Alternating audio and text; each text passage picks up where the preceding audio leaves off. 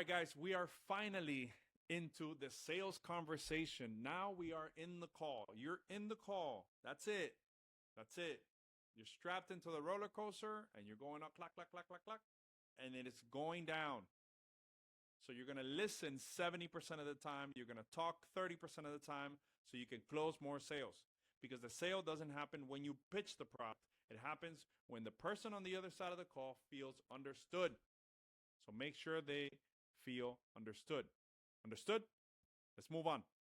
Talking too much. This is the biggest mistake on sales calls.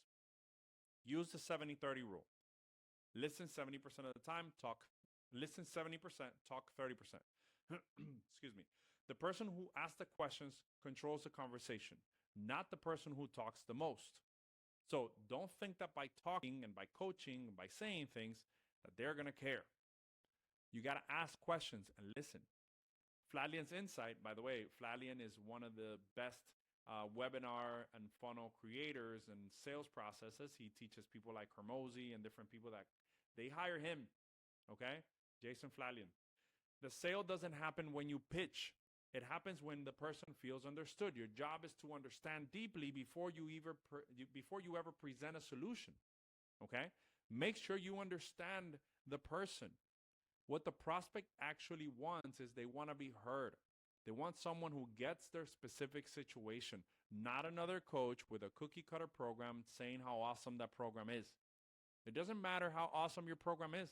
It doesn't matter how awesome you are. What matters is that the person on the other side of the call says, they can help me. They care. You will fall into a trap if you're nervous, though. The trap is that nervous coaches talk more when they're anxious. And talking more signals insecurity. Silence and questions signal confidence and expertise. Okay? So the 5-step sales conversation framework is like this. Every discovery call runs this sequence every single time. Number 1, take your time at the beginning to build rapport. Be human. Ask about them. Find common ground. Never rush building rapport. Then number 2, you go into their situation now. Where are they? What does their routine look like? What are they currently doing? Then you move into their problem. So that's like you got to know them, you saw where they're at, and then you found the problem by asking questions, which is like a wound. I'm sorry. So it's like they're bleeding out of that, and you got to touch it. Be like, hey, that's the most important deep issue. Dig past the surface, and that wound right there, that's the emotional why. That's the big important part. Just like how your why right now and the problem you're in this class right now is because you don't know how to be an online coach and you want to learn. You don't know what works the best and you want to learn. That's just a basic problem. But if you dig deeper, it's because maybe you want to be in control of your own finances and you're tired of having to work for someone else or not having the lifestyle that you think you can have because of the potential you have. That's a deeper why. That's a deeper problem. That's what I'm trying to tell you to do when you're talking to the person in that sales call. Now, the solution would be then you come with the solution after they feel the problem very, very high. Now and only now is when you present your offer as the bridge from the problem to their goal. You are the bridge. You are the person that's going to take them through. And they got to make a decision. That's when you ask for the sale. When they see that you can take them through and they feel like you understand them, then you say, which option would you like? A or B? Or A, B, or C? I like the options. Which one would you like? And that to me creates a lot or a higher closing percentage. So I think you should have 2 options or 3 options max into your program. Okay? Now, by the way, caveat. I'm not saying options in pricing.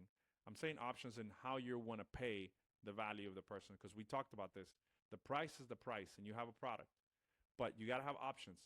You want to pay it up front, you want to break it down into payments. That's 2 options. Or you don't want to pay and you want to go through school on your own. And you keep doing it on your own, where are you going to go with that? But we'll talk about all of those things like overcoming objections later on. I just want you to know how your framework is going to be. So step 1 and 2 is rapport and situation. Building rapport is ask something specific about what they've said to you. Okay? Instead of like asking, How's your week going? You got to get into a more granular, like get deeper into it. I saw you mention something, something. Tell me about that. That's connection.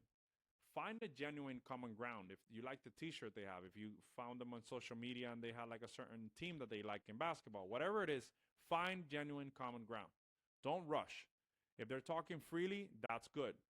The goal of this is they should feel like they're talking to a peer, not being interviewed. That's the report. Then when you go to step 2 in situation, you want to find out what does their current routine look like. What are they currently doing for training, for nutrition? How long have they been this way? The goal is to understand exactly where they are today, not where they want to be, where they are. Don't judge them. Don't coach them. Just listen. This is not the time for you to talk. It's the time for you to ask questions. Don't coach. I have told many coaches many times in this part, when the person's telling you what they do, don't stop them. Don't judge them. Don't coach them yet. We will talk about that later. Step 3, this is when you get into the problem. The sale closes in step 3, not in step 4. People are going to buy from this moment as we're going to know I need to buy.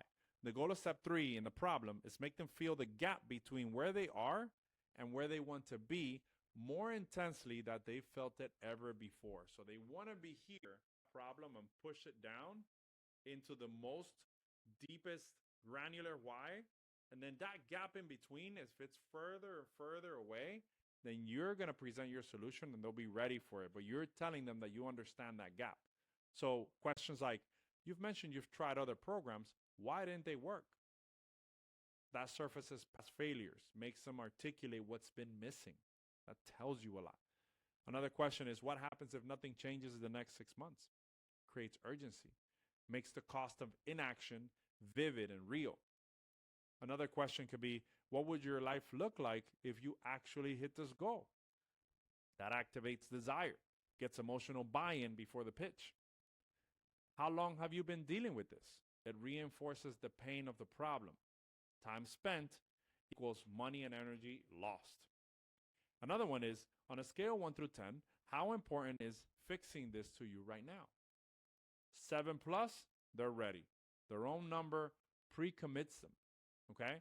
Number 4 and 5 is going to be only present your offer after the problem is fully felt. So step 4, that's when you give your solution. So frame it as the bridge. Based on what you've shared, here's exactly how you're going to approach this, how I would approach this. This is when you present your solution. So you use the value stack from phase 1. Present the deliverables from phase 1, not the features. Reference their specific answers. You mentioned this. That's exactly what we'll address in week 2. Keep it short, 3 minutes max. Don't overwhelm them. You got to end with, does that make sense for your situation? This is you presenting a solution. Okay? Not how much it costs or anything like that, just presenting a solution. And then you go into the decision making at the end, after you've presented a solution. The exact words is, based on what you've shared, this sounds like exactly what you need. Our solution, right? Which program would you like to start with? And then you are silent, not one word. Very important. After you've dropped the decision, the person who speaks loses. Wait them out. Now, if you have a lot of sales experience, and you've done this before, basically you have a higher closing percentage, you can talk when there's silence. But most likely, you don't need to. You got to wait and let the pressure build in them. If they say yes, Stripe link so they can pay right away. If they hesitate, go to phase 2C for objection scripts, and then I'll share them after, okay? So I want you to do live role play, okay? Here's 5 steps that sound like compressed into one exchange. Before we dive in, we're building rapport. Before we dive in, I love your post about training with your kids. How old are they? Blah, blah, blah. Walk me through your current routine. What does a typical week look like for you? Blah, blah, blah. You've tried 3 programs, Sally, and they didn't stick. What was missing? And what happens if nothing changes by next Christmas? Blah, blah, blah. And you articulate questions through there, right? Based on everything you've said, here's what I would do for you specifically. Blah, blah, blah, blah. And you present your solution. Okay, so Sally, this sounds like exactly what you need. Which program would you like to get started with? That's it. Okay? Very important that you understand that and you practice. You listen 70% of the time, you talk 30% of the time. The person who asks the questions controls the conversation. The person who listens controls the sale. Okay? So, before your next video, I want you to memorize the 5 steps: rapport, situation, problem, solution, decision. Rapport, situation, problem, solution, decision. Write out 3 problem step questions in your own voice. The problem step is this one. Remember, you've mentioned you've tried other programs. Why didn't they work? What happens if nothing changes in the next 6 months? Why is this important to you? That was my favorite question. Why is this important to you? Okay? Now, practice role play with someone in the community. If you can get on our role play calls, great. You'll see them on our calendar, and we can role play there. If you can't, contact someone in the community and see if you can get on a call with them. Record it and then post it. Very important. Try your homework. Get better at what you're doing because you're going to need it. Okay? Don't skip on this. This is you sharpening the axe. This is the practice before the game. Cool? Let's get it.